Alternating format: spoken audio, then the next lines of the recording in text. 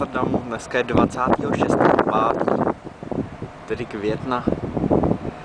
Tady je v Amsterdamu, v Southavenu, úplně krásný počasí.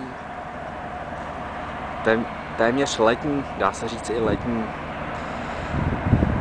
Je jasno, lehký vítr, trojka, řekl bych. Je tu klídek, jak jinak. Je víkend. Lehce popíjem, jak jinak. Je víkend, takže jsem rád, že je volno. Tady naše lodička, tyjo, taky nějaký záběry zvenku. Kormidelná, ta střecha je zhruba ve výšce takových 7,5 metru nad hladinou moře. Samozřejmě, když plavu, tak já potřebuji skákat do vody, prostě různě blbnout, tyjo, to my chlapi máme rádi. Potřebuji nějaký adrenalin, nějaký plácání se ve vodě, tak to mi nic neříká, jo. Potřebuji prostě něco. No, takže jo, zatím. Voda je krásně čistá, slaná, projdu se takhle po palubě, protože na těch záběrů jsem ještě moc nedával, já jsem zatím točil jenom vevnitř, takže takhle to vypadá venku, tady jsem nějak, nebudu to moc komentovat, protože co bych tady plácal.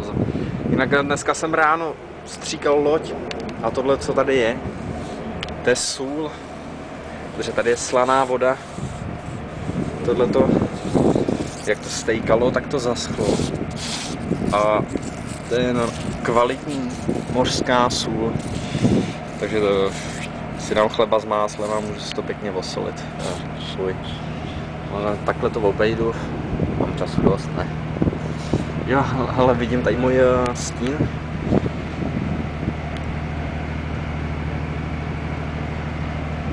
Nejsem žádnej tlusťoch, jo.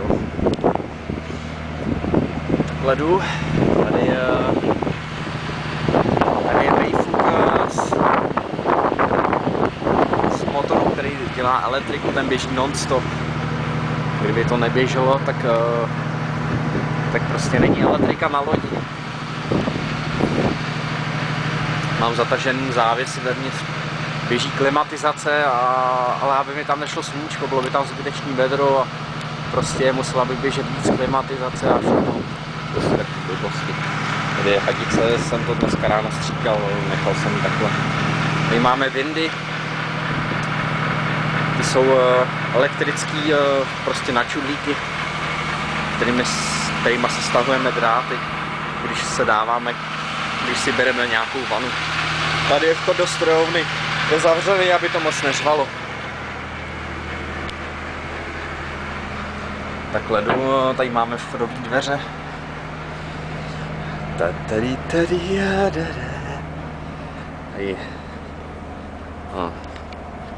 nevím, co říkat, to prostě jdu.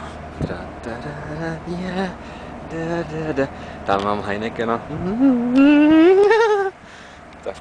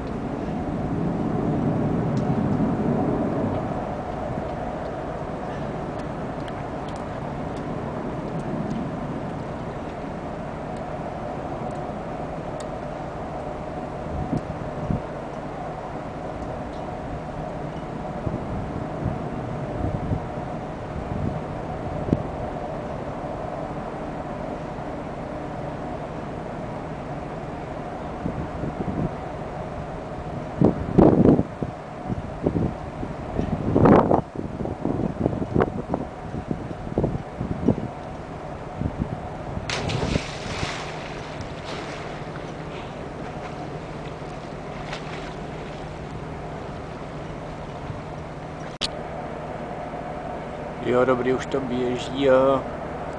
Teď si jdu klasicky zase zaskákat do vody.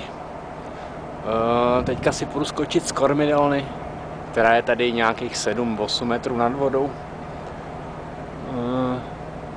Takhle to mám rád.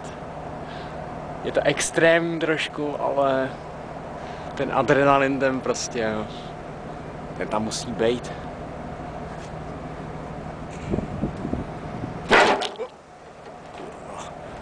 Teď jsem s tím trošku hnul možná. Ne, je to v pohodě.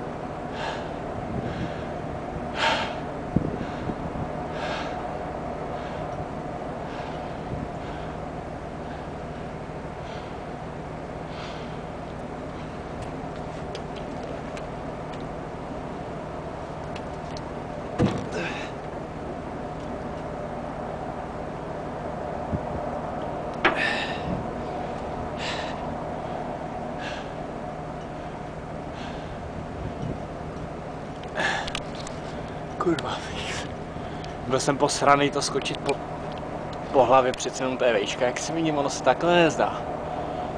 Ale fakt jako lidi těch 8 metrů nebo